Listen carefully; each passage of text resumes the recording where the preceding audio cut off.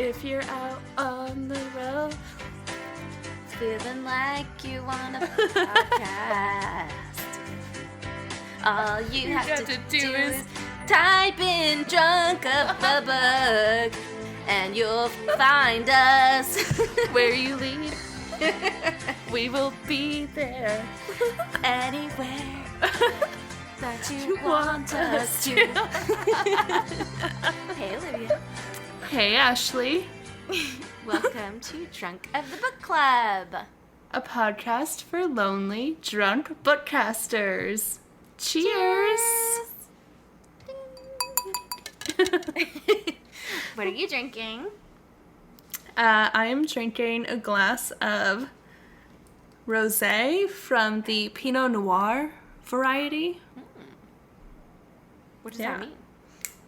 They use pinot grapes. Oh, okay. I guess. To make, you know what? I'm realizing that I don't really know what is rosé. I think it's typically made from white wine grapes, but they keep the skin on. Oh, okay. But then this is made from a Pinot Noir grape. So maybe they only leave the skin on for a little bit of time.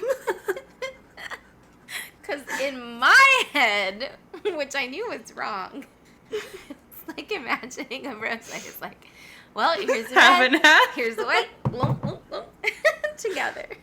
I like that better.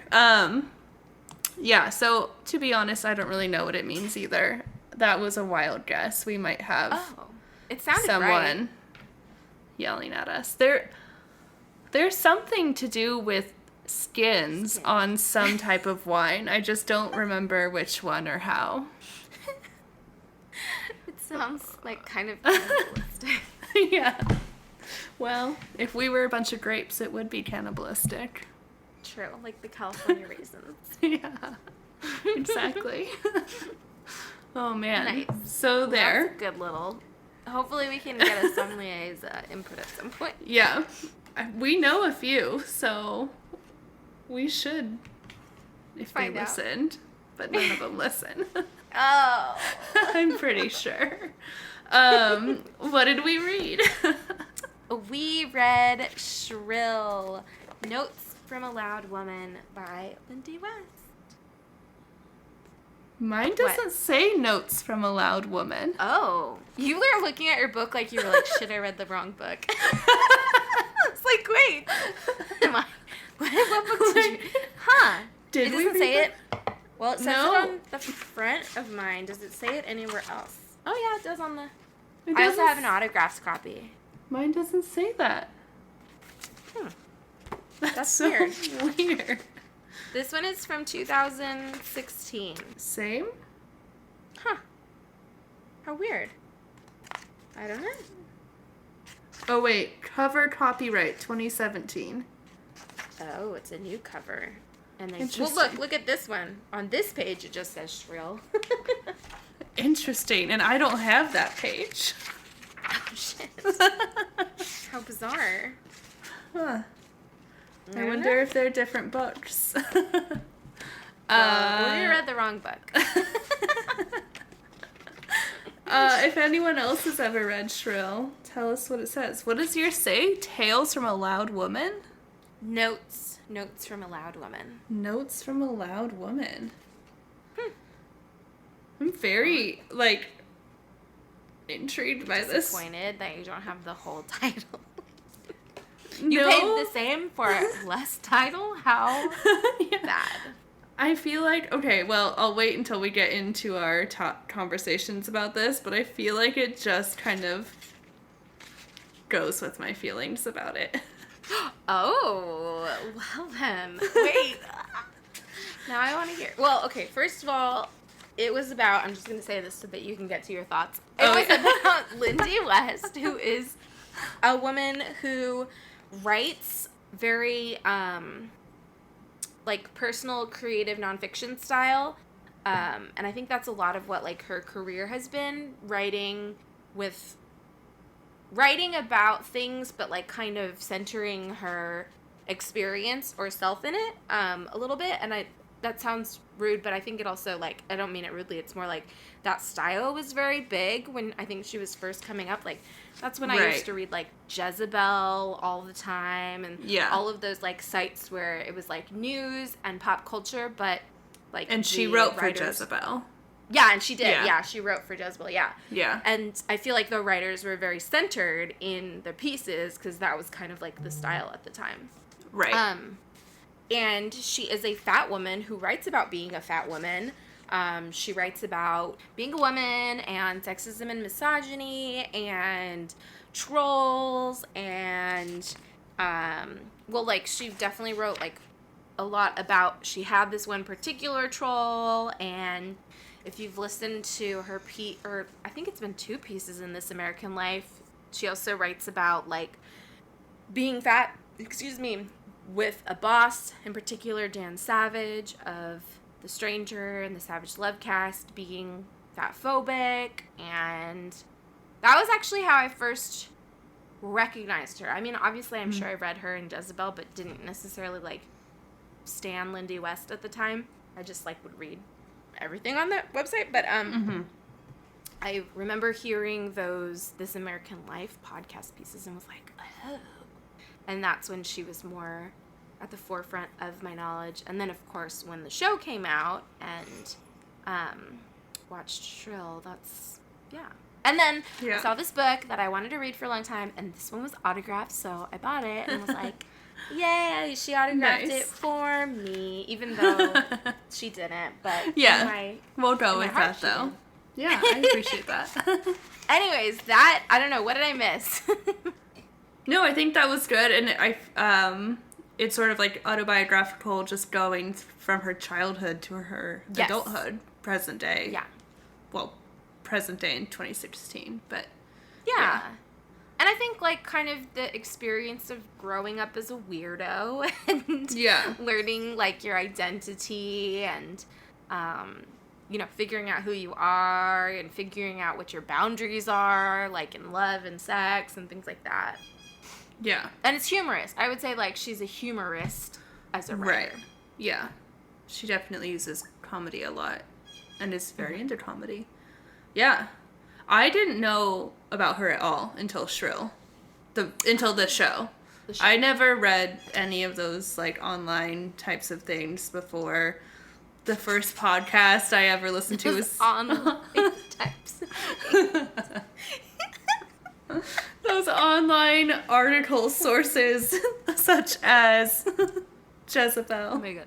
Yeah. Gawker, all of that seemed like the same to me. And there was, like, horrible articles written in Gawker about Gawker was so bad. Me, but it wasn't about me. So, I just avoided all that stuff. Well, they were owned by, like, the same company. Yeah. Gawker and Jezebel. Yeah. And then the first podcast I ever listened to was Serial, and that was, like, all I had listened to until, like, 2016, probably. No. Yeah. So, yeah, I just never heard of her before. So, I will say one thing about reading this is my bad for not knowing about her, because some of the stuff was heavy. Like, the entire book talks about rape. There's not a single chapter. That's true. Yeah. Where it's not mentioned. And so yeah. I thought this was going to be like the movie or like the show. Oh, yeah. And it's not like the show. The show has some influences from the book. But that's it. So that was shocking. It's like a totally different, like, narrative. Yeah. For sure. Yeah. But I was thinking while I was reading this, and I feel like you and I will think differently about the book. Because I did not like it. And I thought she was so, like, woe is me the whole time. Where it's like, yes, these are very big issues, and I am, like, not saying anything less about this woman taking a stance and saying something that's, like, a very scary move to make. Mm-hmm. But none of it was like, and this is what I'm doing to, like, help the cause. It's like, this is what I'm doing because people attack me. It's like, okay. And it's all like very self-based, as you kind of mentioned. Like, none of the work is for, like, people as a whole. It's, like, for her. Yeah. And she mentions, like, joking about suing people, like, 5 times in this book, which is, like, just a thought I've never had in my life. But as I was reading it, I was like, this is why I could never be, like, a therapist or a counselor, though. Because I'm just sitting here. And she, like, even makes the comment about not going to therapy or something. I was like, yeah, because you wrote it in this book, and now I'm reading it. And I was like, but I bet Ashley will like it, because she can listen to people talk through their problems and is helpful about it. And I am not. I'm like, okay, next. Like, great. Oh my God, I'm, like, imagining you as a therapist, like, okay.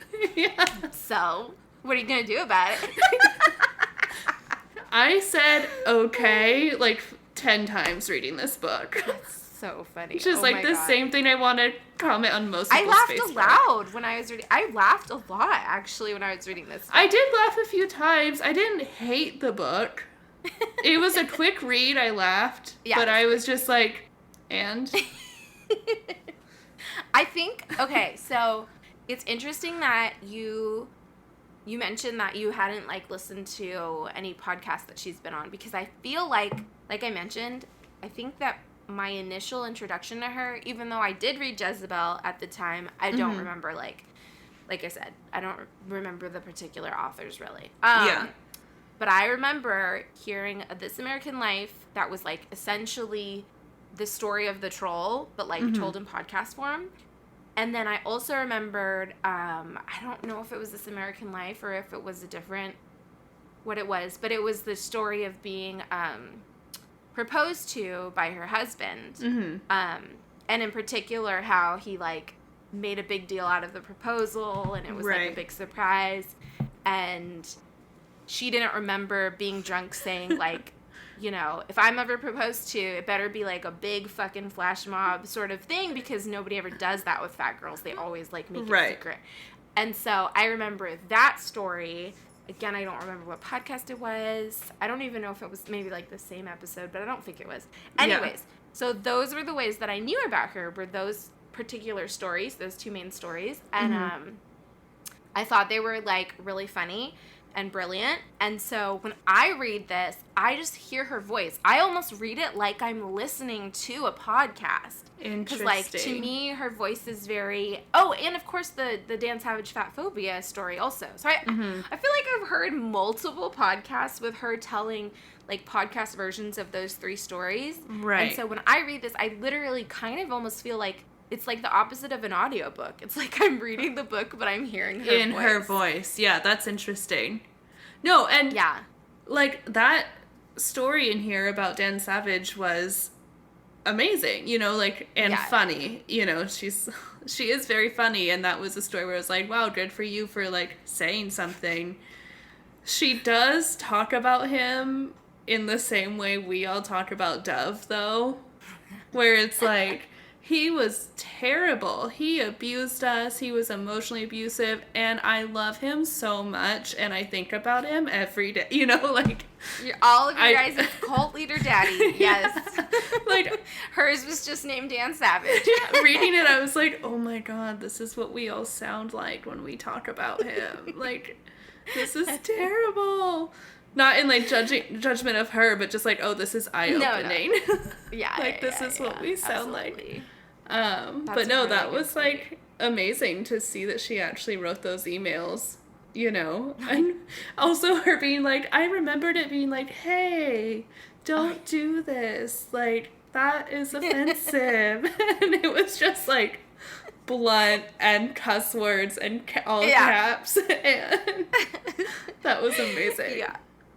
That did make me laugh, where she's like, so I actually went back and read those emails. I think I remembered it a little wrong. Yeah. Totally. And, you know, stuff like, so a lot of the comedians that she lists, I feel like, are the collection of comedians just kind of before I got super into comedy.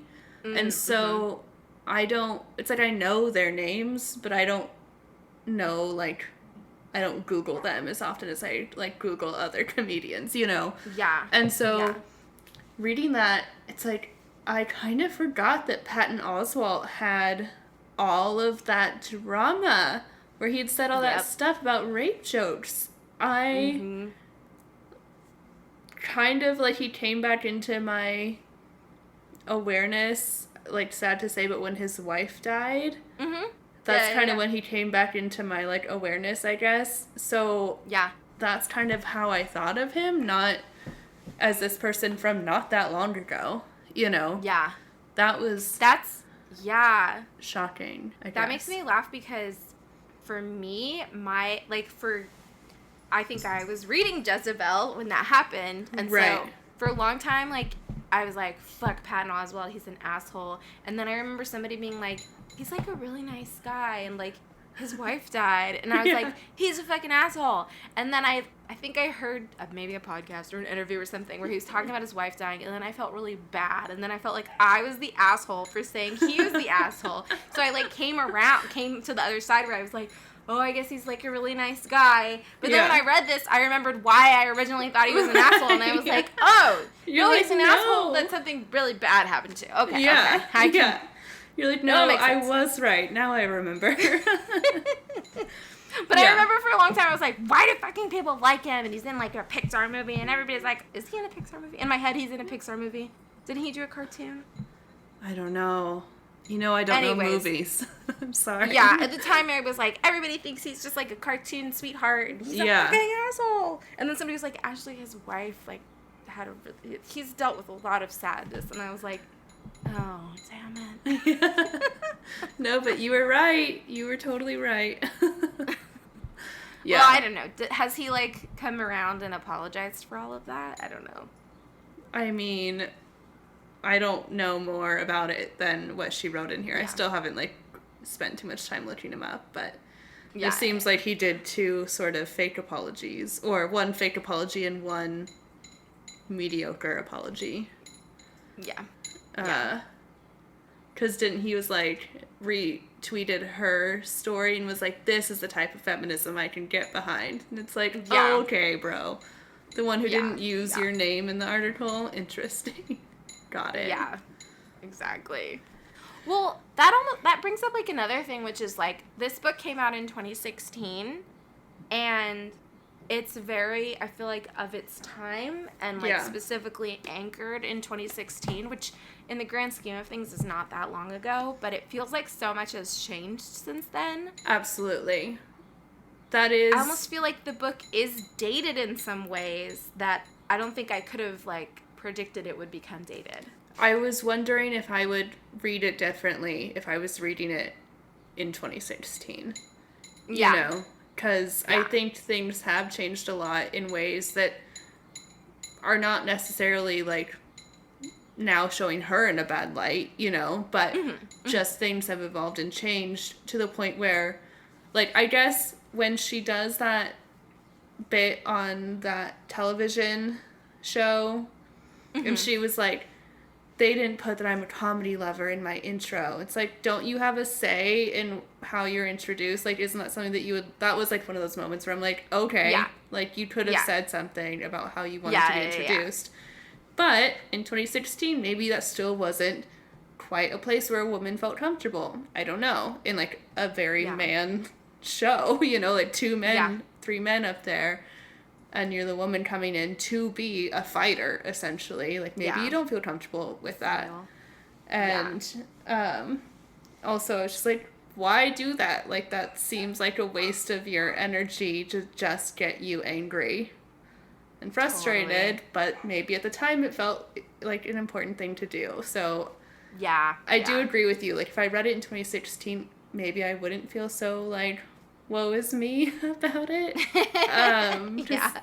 Maybe there's just things of that time that I'm kind of forgetting. But, like, I feel like that bit on that show that she did is a good example of why I felt that way. Because it's like, okay, but he listed your jobs that you've had.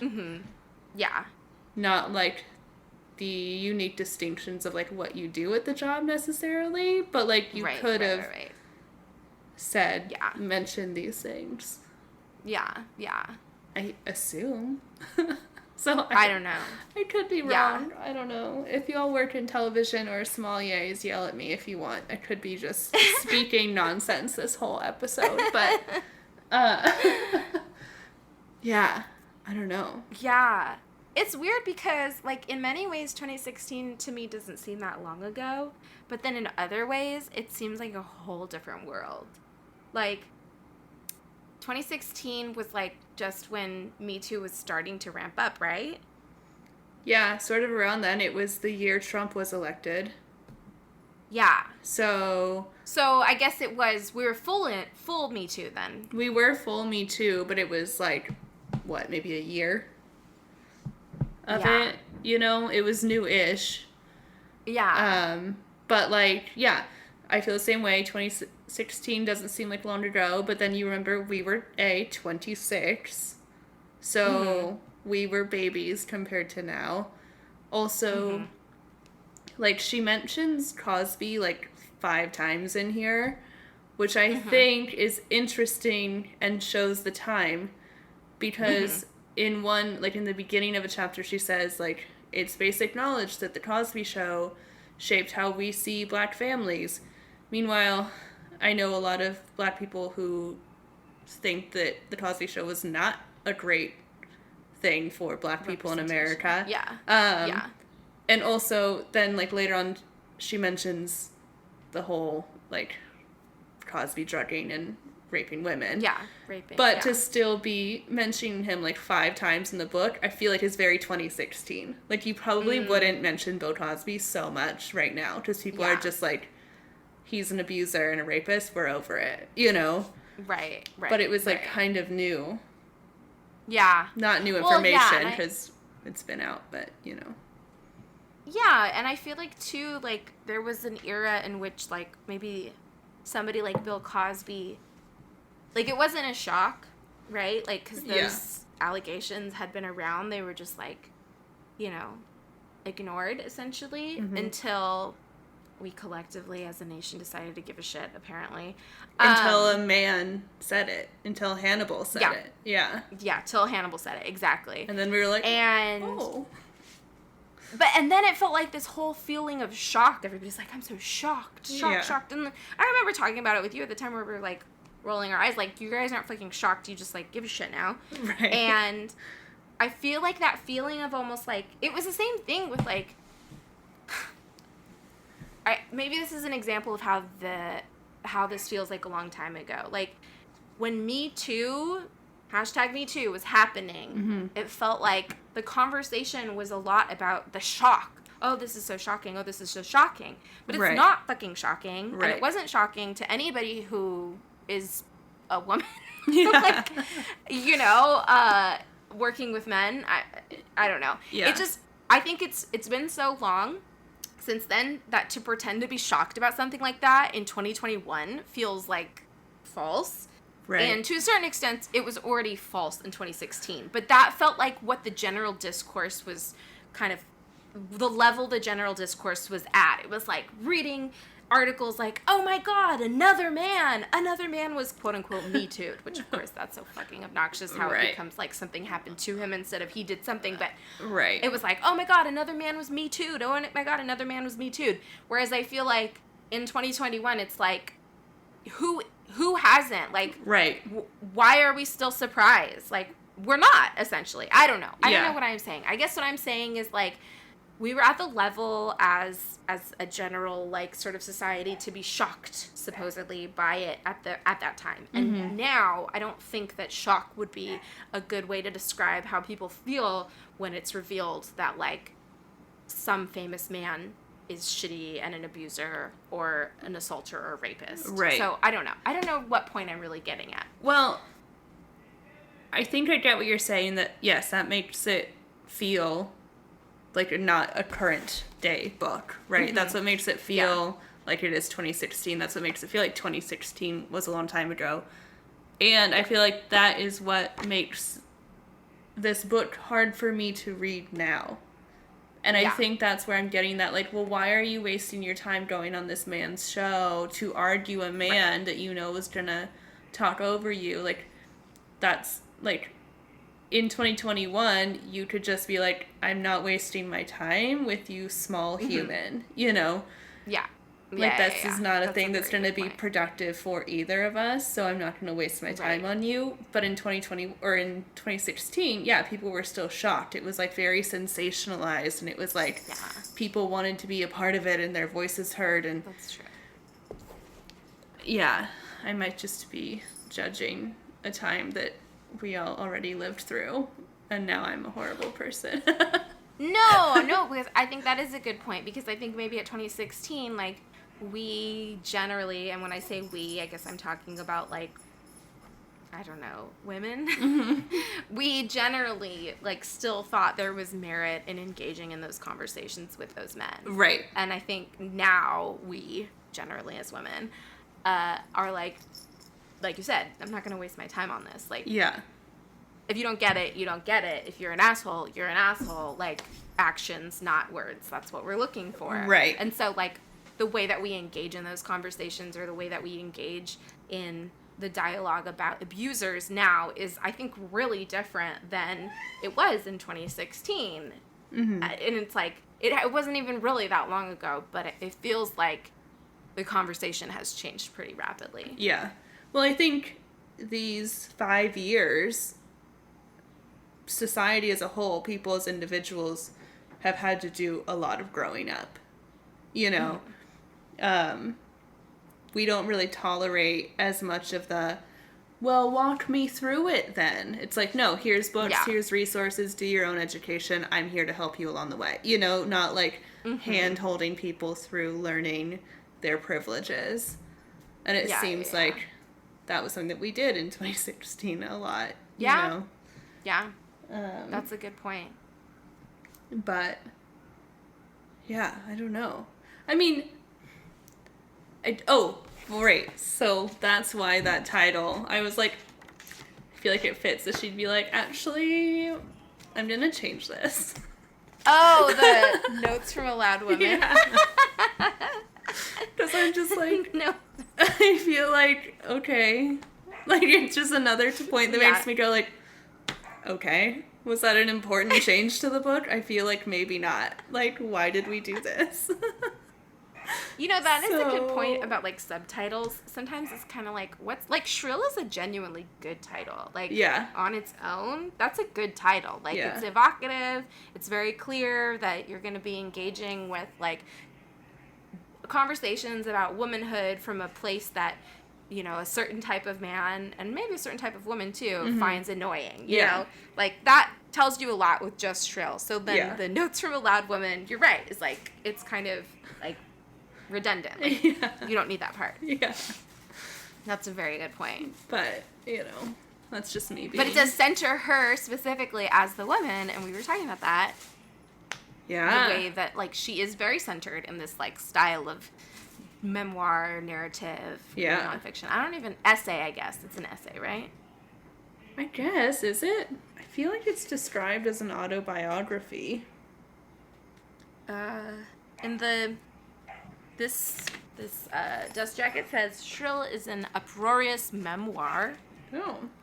A feminist rallying cry in a world that thinks gender politics are tedious and that women, especially feminists, can't be funny.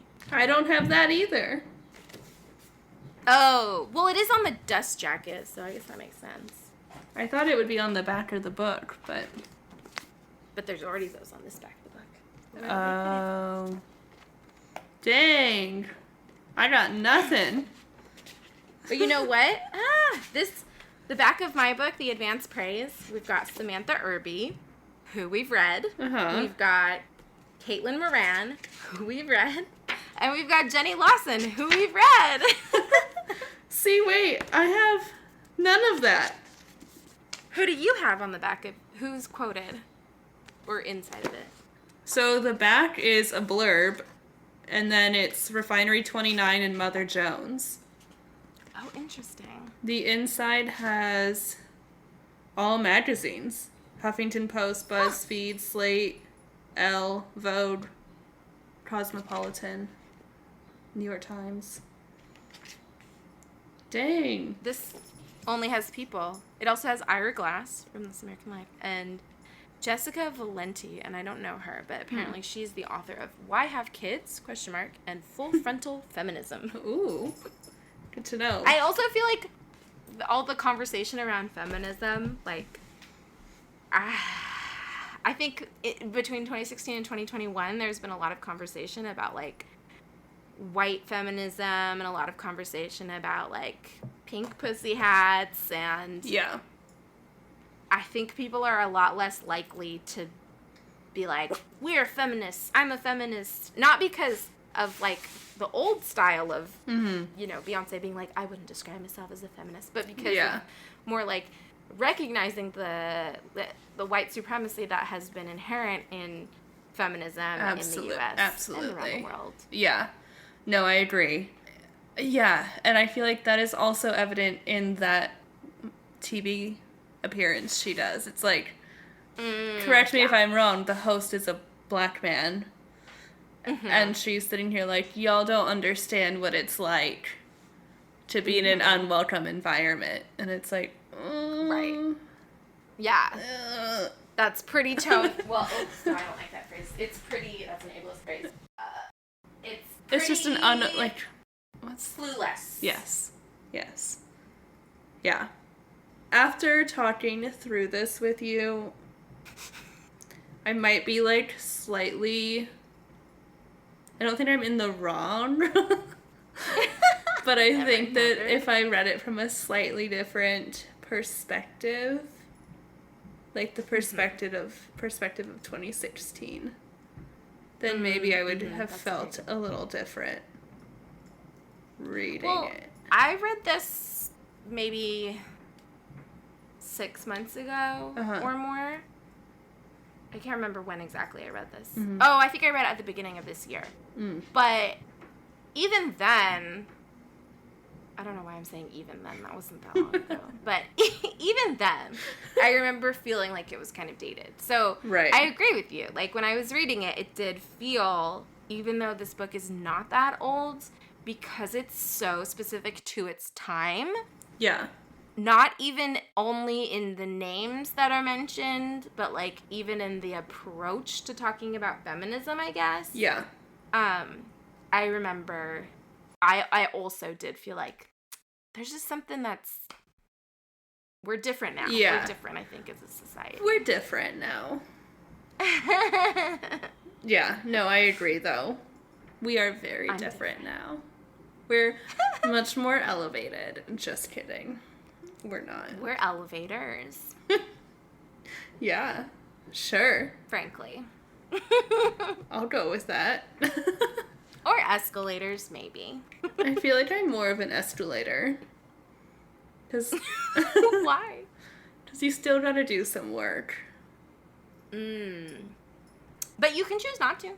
Yeah, that's true. No, you gotta balance yourself. I get really bad vertigo on escalators. Oh, yeah. It's been hard. I still, like, psych myself up every single time I have to get on or get off an escalator. Like, I still have that moment where I'm like, okay, go! Okay, I'm on. Okay, we're at the top. We're almost at the top. Okay, off! So I have that fear going on the ones going down. I, like, regularly have nightmares about getting on an escalator going down. But then on escalators going up, I get, like, vertigo. And so it's been hard during COVID because I have to hold on to the railing. And I, like, have to hold on to it and, like, lean onto it. Otherwise, like, I feel like I'm going to fall backwards. Damn, that's scary. I have a thing with escalators. That's why I feel like I'm more of an escalator. Because, like, you're not quite there. It's not quite easy. You know. How do you feel about people movers? I can never get the timing right when I get off those. Do you do that thing where you kind of have to, like, run a little bit to slow yourself down? Yeah. Because I always walk on them. I never just, like, stand there. So I always walk on them, and then I get off, and you're like, and you almost fall. Yes. So. Same. Like, I'm okay. But I haven't mastered the mount off. Is that the phrase? The Yeah. dismount. The dismount, not the mount off. Yeah. I like Mount Off, though. Yeah. It sounds... You know what? Mount Off sounds like the name of a candy bar. I was thinking... I don't know why, but to me, that would be a good name of a candy bar. I was thinking it sounds like a cowboy. Gotta mount off this mountain. Oh, yeah. I thought you meant, like, the name of a candy bar. Hi, I'm Mr. Mountoff. Yeah, well, maybe. Or maybe his name is Mount Last Off, name like, off. First name... And first name Mount. Yeah, that's it. First... Nickname. Maybe his full name is, like, Mountcliff. Oh, I was trying with Mountonious, but I like yours too. Wait, what name did you say? Mountonious? I love that. Mountonious is my new favorite name. Oh my god. See, well, I liked Mountcliff because it's like Heathcliff. Like from Wuthering Heights. And I liked Mountonious. I don't know why. Well, it sounds like if we ever have kids, we have to name each other's kids. Yeah. Because we come up with good names for each other. No, I've already picked it. Your child is Mountcliff. Okay, great. Good to know. What about my second cat? Can I just name my second cat Mountcliff? Yeah, I guess so. I just like don't. And if I get another animal, they'll be Mountonious. I love them. But I think I would make their nickname Tony, not Mountie. I don't know. I'd make it us. Yes, I'd make it yes. Yes. Yes. Come on, yes.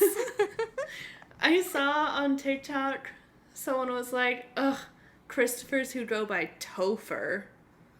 Hate it. And then I realized that's what Topher is short for. Yeah. I've seen that name Topher, and I thought that was just people's names. Oh, But yeah. it's short. Well, the only Topher I've ever heard of is Topher Grace.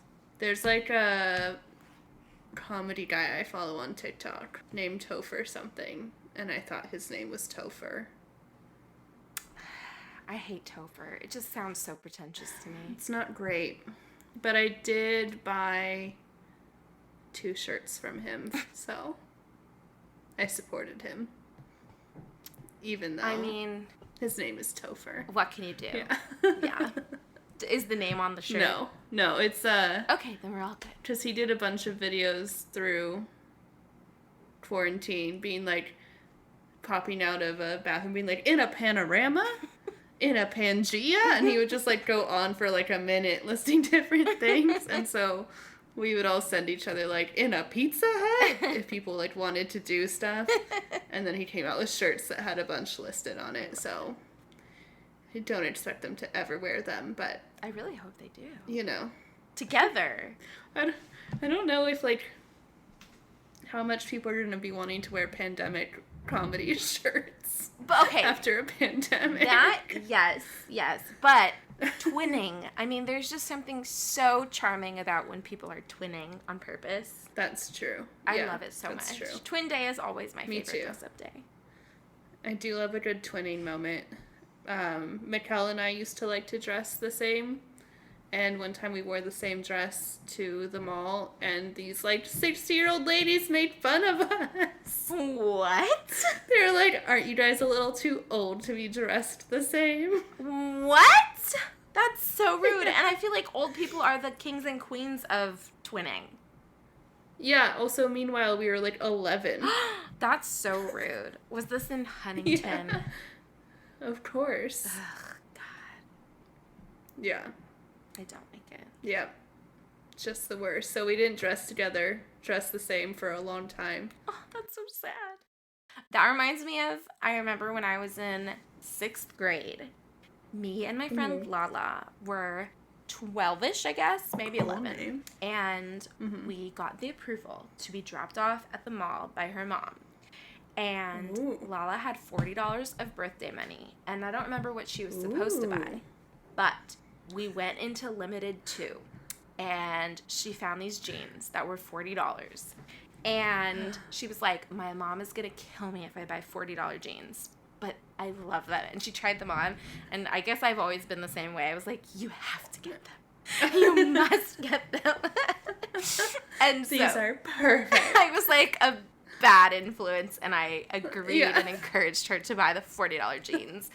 And then she was like, I don't know what I'm going to do. I'm going to have to hide them. And so, like, she tried to hide the bag. Like, I think we had, like I don't know, satchels or something. I think she tried to hide the bag in her satchel. Because we didn't have purses, but we had, like, some kind of bag. Yeah. And her mom is picking us up, and she's like, what do you have in there? And, like, she, like, saw the jeans and found out that they were $40. And as Lala predicted, her mom was pissed. And I think she had to take them back. I can't remember. I was about to say, did she make her return them? Oh, no. I think so. I don't really know Lala that well now, but, like, we do follow each other on social media. And she's in fashion. Like, she's a stylist. She's, like, fashion. So, come on. So, maybe that was the start of it all. Yeah. Those $40 limited 2 jeans. Yep. I got my first training bra from Limited 2. I was too chubby to fit in anything at Limited 2. Literally, like, nothing from that store fit me. I don't know why that's so cute. I mean, at the time it was heartbreaking, but I can laugh about it now. Also, so they're expensive. Yeah. But I was, like, really ashamed that I had to start wearing a training bra in 3rd grade, so my mom let me go there and buy a cute one that had flowers on it. That is cute. Yeah. Yeah, that's a weird time. Yeah. Puberty. Yeah. I think I've literally talked about it on the podcast before, but I just remember her being like, let's not do white shirts anymore for a little bit. Yeah. We have to go to the store now. Oh. And I was like, what? Why? It's not fair. Oh, childhood. That was the other thing. Okay, in this book, I think the first chapter, is it the first or second, she's talking about, like, her period and how there was so much shame about it. How old is she? Is she, like, a couple years older than us? Oh, yeah. I think she's in her, like... A few years? I think she's in her late 30s. Okay. Or maybe... Because I feel like some of the things she talks about, I'm just like, what? Like, is that a thing? Because I don't remember ever someone being like, oh, when you get your period, it's the most magical moment, and you're a woman now, and all the stuff that, like, she was apparently told as a kid or something. And then, like, I'm pretty sure I was told, like, yeah, it sucks, and it's gonna happen for the rest of your life. Here's granny panties to help you get through your first one. You know, like, reading that, I was just like, what? Was that still happening? Okay, she's 39. Okay. Well... So, yeah, I guess... She's also from the Midwest, isn't she? No, she's from Seattle. From where? Seattle. Oh, wait, I knew that, yeah. Never mind. Yeah, I don't know what point I would be making I... with that. Maybe that their sex ed is, like, the joy of being menstrual. I don't know. Yeah. Yeah, I can't... Oh, it's probably the Are You There, Margaret one. Oh, Are You There, Margaret, yeah. Oh, so, like, on my page 25, she says, when you're a little kid, everyone talks about your period like it's going to be a party bus to Woo Mountain. Yeah. It's all romantic metaphors about blossoming gardens and unfurling crotch orchids. Yes, exactly. That's so disturbing.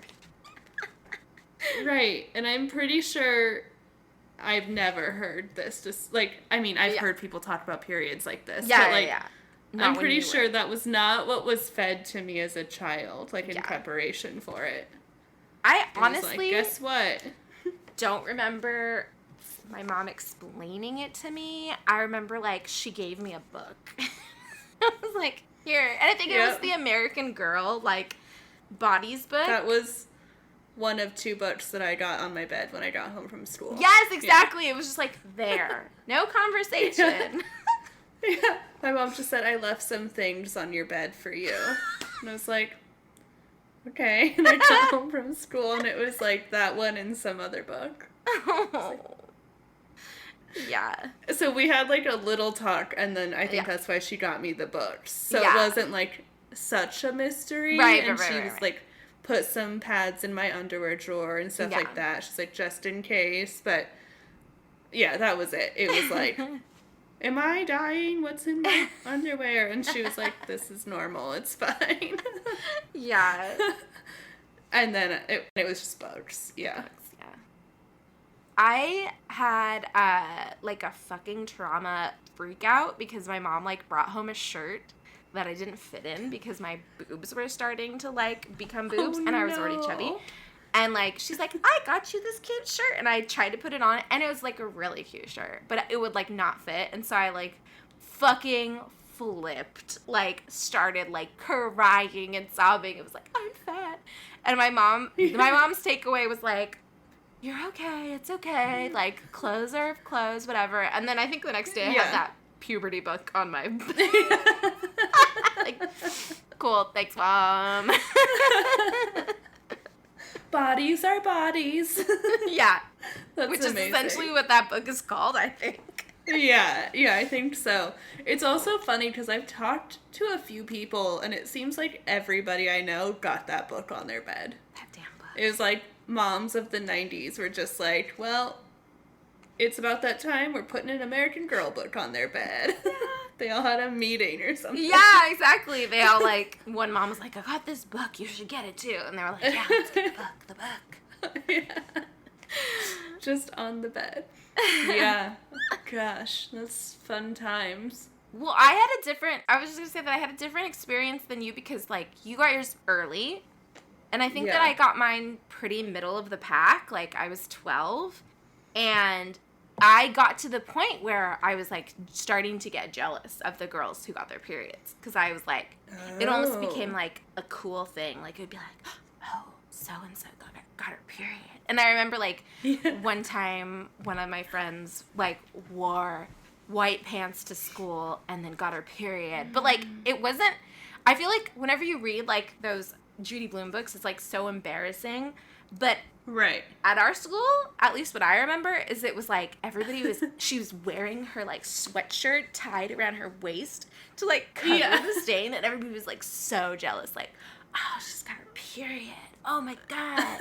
Like, it was like a jealousy thing. That's amazing. That's so funny. Yeah, when I was reading that chapter, actually, I don't know what it made me feel, but I was thinking back to that time, and I was like, okay, so I was 9, and it was just before my 10th birthday, so it was in the year 2000. Yeah. And then I was like, so that means I went through that New Year's. I don't know why this is what I was associating everything with, but I was like, I went through that New Year's without having ever experienced that. It's like, what a wonderful life that must have been up until the year 2000, when it was just never a thing that I even had to think about before, you know? And then I was like, it's weird how I wouldn't say that, like, my life revolves around it or that it in any way, like, alters my life too severely in, like, whether or not I take part in activities or whatever, or vacations or anything like that. But, like, how wild is it that you never even had to think about it in those moments? Like, I know. It's not a part of my memories from that time because it wasn't a thing. I know. Wow. Wow. Yeah. Magical. It would, yeah. Like, I agree with you. It's not like I won't go swimming or, like, you know, won't partake in sports. Like, I do remember when everybody started getting their periods, and then that was, like, the, like, oh, I can't do PE because I'm on my period kind of a thing, which is, like, you know, like, that's not, I mean, I don't know. I guess when people were only wearing pads and people weren't allowed to use tampons if they were in that boat, like, again, not going swimming. Yeah. But, like, yeah. As an adult, and even when I was a kid, it didn't stop me from living my life. It doesn't stop me from living my life. But I would say it is rare that not, like, somewhere in the back of my mind am I not tracking where I am in a month and, like, mindful of when my period is coming. Like, there are very few days where I don't at least have that somewhere in the back of my mind, you know, just to, like, plan my month out or my week out, or, like, just thinking about, you know, what's coming up. Yeah. And it is, like, it is wild, the things that I did have to do while being on my period, like wear pink ballet tights and a black leotard and not being allowed to wear shorts or a skirt or anything else. That's bad, yeah. Like, and having to do, like, pas de deux when you are on your period, and, like, a man is just, like, lifting you above their head, and you're like, well, I hope everything's gonna stay in place right now. Because otherwise it's gonna be a disaster for everybody.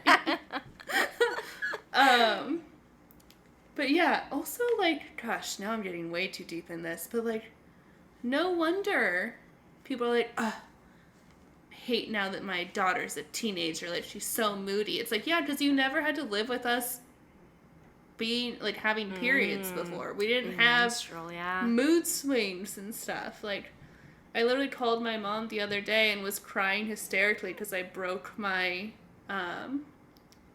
French press in the one cup that, like, I drink iced coffee out of, and I hadn't had my coffee yet, and she was like, okay, you know why you're crying, though, right? And I was like, yeah, but nothing's going right. And she was like, I know, but maybe just take a bath and go buy a coffee instead, and don't worry about it. But, like, you know, that's not a real feeling. Like, that's not reality. That's the day before my period, and all my hormones are raging. Seriously, though. So they never dealt with that for the first, 9 to 15 years of our lives. Well, and it's like, at that point, when you're a teenager or a young person having, like, your first periods, like, you don't have those coping skills to know, like, oh, this is the reason I'm upset and I need to go take care of myself. Like, you're just like, I feel out of control. Like, everything is wrong and I don't know why yet. Yeah, exactly. Gosh, what a mess. I would not go back to that. I'm so happy to be 31. Yeah. Like, to an extent, but mostly I'm happy to be 30. Honestly, like, I so far like the 30s more than my 20s, and I liked my 20s more than my teens. Yeah. I liked my 20s more than my teens. 24 was, like, a really solid year for me. Well, okay, keep in mind that I turned 30 before you, so I've had more of 30 that was not pandemic than you have. That's true. You had a solid 20 days of non-pandemic 30. Yeah, it was good. It was great. I got to actually celebrate it. Unlike, like, you didn't get the chance to, like, have the big celebration, which is fucked. I know. I'll never forgive the pandemic for that. And I'm a Leo, too. I know. Hello. I just remember... I remember as we were getting closer and closer to Leo season, yours and every Leo that I follow on social media's stories were getting more and more panicky and distressed as you all realized that you wouldn't be able to have the celebration that you deserve. And this is not only for 30th birthdays, this is also for, like, random ass, like, I'm going to be 28 people. I definitely had a conversation. I remember... There's this one woman who used to work in American Apparel. We, like, recently ran into each other again, but, like, don't really talk. Yeah. And she is also a Leo, and we were just, like, back and forth. Like, I already bought clothes for the summer. I already did this. Like, I don't know what I'm supposed to do. I was like, well, it's nice catching up with you. If anything, it's about us panicking that we don't get to have birthday celebrations and, like, cute summers. Yeah. I mean, if anybody had doubts about the Zodiac, just watching that happen on social media, on Instagram stories, like, that should be proof enough. Yeah. Because it was, like, that makes sense. Unrelated people. It was, like, random people I didn't know, people I did know, but if they were a Leo, you fucking knew it. Because as we got closer to Leo season, they were getting more and more. Yes, exactly. Mm-hmm. I remember, like, texting with you and Michael, and I was like, I don't know, should I just rent a big house anyways? And Michael was like, no. I remember. Probably not. You tried to be like, well, yeah, their cancellation policies might be a little bit better now. Or it might have been reversed. I don't remember who was like more helpful and who was like, no. But one of you was like, no, it's probably not a good idea. You shouldn't spend all that money. And like, okay. Glad I didn't. Yeah, really, seriously. Would have been a waste, but yeah, it was a stressful time. Pandemic, how dare you. And your birthday this year was on the improvement side, right? No, did you do anything? No, I didn't, but I knew I was going to get vaccinated soon, so it was more like I was hopeful. Yeah. It was like my 2020 birthday was before I realized things were bad, and then my 2021 birthday was when I was like realizing things were getting better. So it was like you had the full in the middle of the shit. Yeah.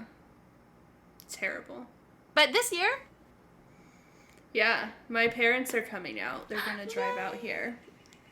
So, yeah, anyways, wow, all from period talk, all from this book. Yeah. Sorry, you're going to have a lot to cut out. I went off on that tangent happily. I would like to say I feel like your copy is the better copy. Ooh. Well, it is autographed personally to me. Well, that's true. It does say, Dear Ashley, you're my favorite person. Love, Lindy. Yeah, it definitely says that. I see it with my own two eyes. Well, there is a heart, so it's like there is it's a message within that heart. Like you can't see it; it's very small. Oh, she wrote it in invisible ink. I guess. Yeah, she wrote it in invisible ink. Yeah, exactly. Got it. It's invisible to everybody, but it only is revealed with Ashley's prescription. Yeah, exactly. I have bad eyesight, but they're good for one thing. Reading Lindy West's secret messages. Wow, that's a magical prescription. Mm-hmm. I'm very into it. But no, your book is better. Like when I bought this, I got it online and I wanted that cover because like mine is just boring. It's just written all one height. You have the gray Shrill. I have the bright red Shrill. But you have a photo of her. I do have a nice photo of her. Yeah. And she is making that sassy little face. She's doing a little side eye.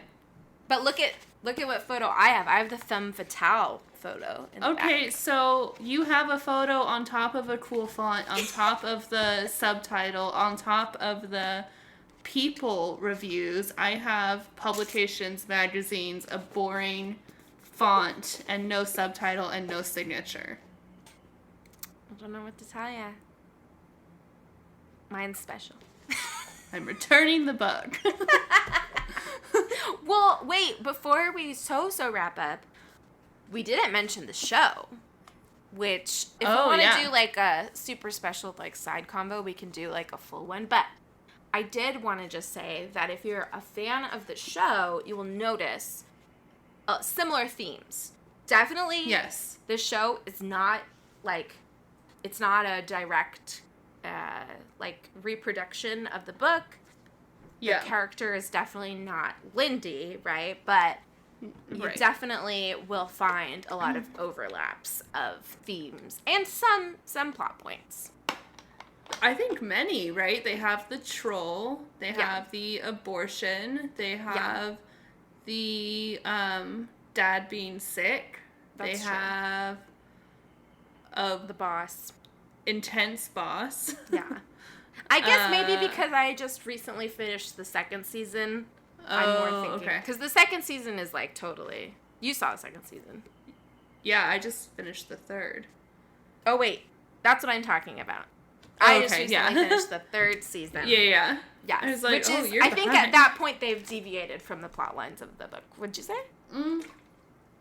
A little bit, but in part of this book I was like, who was I just talking to someone about this? And then I realized I think it was from the show. The idea of a fat person only dating fat people. Remember, she gets put on that date, and she's all offended that she thinks that's why they were put together, but yeah, that's not why he set them up at all. Yeah. He thought they were both nice people. So, You're like, right. it still has some themes. They're not quite as blatant, you know? It's not like... It's not the exact direct... points, but... Yeah. But it was earlier. But it's... You're right. I'm bad. Yeah. And I think it was in... The exact topic, I think, was... She briefly mentions it in the book, and I think it's from the show, in that men like to sleep with fat women. Mm-hmm. But they don't like to date them, and is that a form of, like, internalized misogyny that they're dealing with, and, like, societal expectations? Because it's like, you clearly like us, why don't you want to date us? Yeah. And I think that was in the show. Yeah. Or it was in something, or I was talking about it. No. I don't know. You're right. There's a lot of similar themes, and in at least season 1 and 2, like, a lot of similar plot points. You're right. Yeah. So I take back what I said. But I love the show. I do too. Yeah. I love 80. Oh, I think she's hilarious. So yes, that's why I started watching it, was because I liked 80 Bryant. Yeah, and I just saw that she was in a show. Yes. Yeah. And honestly, like, her friend in the show, I don't remember either of the characters' names right now. Fran. Oh yeah, Fran. I love Fran. And what's 80's name though? Oh. In the show, her name is Annie. That's okay. Right. Yeah, Annie. There you go. Oh my god. What? In March 2020, the series was renewed for an 8-episode third season, which was later confirmed to be the final season. What? I didn't realize it was over. Me either. That's really upsetting. I'm super bummed. Me too. Sucks. Damn. Well, I really like how Shrill has a character who's fucked up, because I was reading about this recently, about, like, the anti-heroine sort of trope, which you see more and more, and kind of that, like, vibe of, like, sort of, like, not Arrested Development, the show, but, like, characters in Arrested Development. Like, I feel like a lot of movies and shows that are kind of maybe pitched towards millennials with characters and actors who are, like, of 80 Bryant's, like, general age and generation. A lot of them are like, in these movies and shows about characters that are essentially, like, in Arrested Development. And, like, yes, they're anti-heroes and anti-heroines in a lot of ways, but, like, maybe it's getting a little bit old. Like, maybe, like, getting to a point where it's like, okay, we've done enough of these shows where they're, like, fucked up and fucking people over. It reminds me of how we were talking about Fleabag last episode. Yeah. And how when I first started watching that show, I did not like it because, like, the main character was so unlikable. And I was like, but I like a lot of shows where the main character's unlikable. But I just kind of am getting to the point, I think, where I've sort of been saturated. Like, I'm kind of a little bit done with that trope. So I like how in Shrill, she's not perfect, but she's not also, like, beyond, like, growth. Like, she... Right. Sometimes it gets annoying when you watch those kinds of movies and shows where they're just, like, so unlikable that even when they go through some kind of growth, it just sort of makes me roll my eyes, because it's like, you're 35 years old and you're just now learning that other people have feelings. Like, come on. Yeah. I feel like for her, like, I think it was, like, for instance, in season 3, and maybe I'm getting too much into, like, the specifics, but I think it was understandable that she was suspicious at first about that blind date. And I didn't think that she was, like, I didn't, think that she was acting, like, super duper childish in being kind of a brat about it. Like, she was definitely a brat about it, but I could definitely understand where she was coming from and consider that, like, valid. And then when she grew from it and learned from it, it wasn't like see, really bad people can still learn. It was more like, you know, oh, yeah, that's realistic growth. Like, it just seemed more real. Right. So, I don't know. I think that's one of the reasons I really like that show. Yeah, no, I fully agree. I remember thinking that exact thing when she apologizes to him. I was like, this is probably one of the most realistic situations I've seen, where she's just like, yeah, I sucked. That was a really sucky thing that I did. Yeah. And you deserve a lot better than that. And this is what I was feeling and dealing with. Like, that was like, dang, cool. Yeah. It's a pretty realistic apology, being like, I realized what I did. I learned from it. I missed out because you seem really cool, and I suck. You know? Yeah. And I'm not trying to, like, explain it away. Like, I think I'm fully justified or something. Yeah. Yeah. Just admitting fault. If drunkers want to hear more of our talks on Shrill or other shows and things we're watching, hit us up, because we have been toying with the idea of creating a Patreon, but we're not going to do it if people aren't going to pay for it. Yeah, but if you think that's something that you'd be interested in for a low subscription... Soup's low. We know who we are. We're not out here expecting $50 subscription fees, but... No. Yeah, if you'd like to hear us talk about all the reality TV and other TV that we watch, we will talk about it. Because we're already doing that. Because we already are, via text and Instagram and TikTok and phone calls every day. So, yes, maybe someone should pay us for it. Yeah.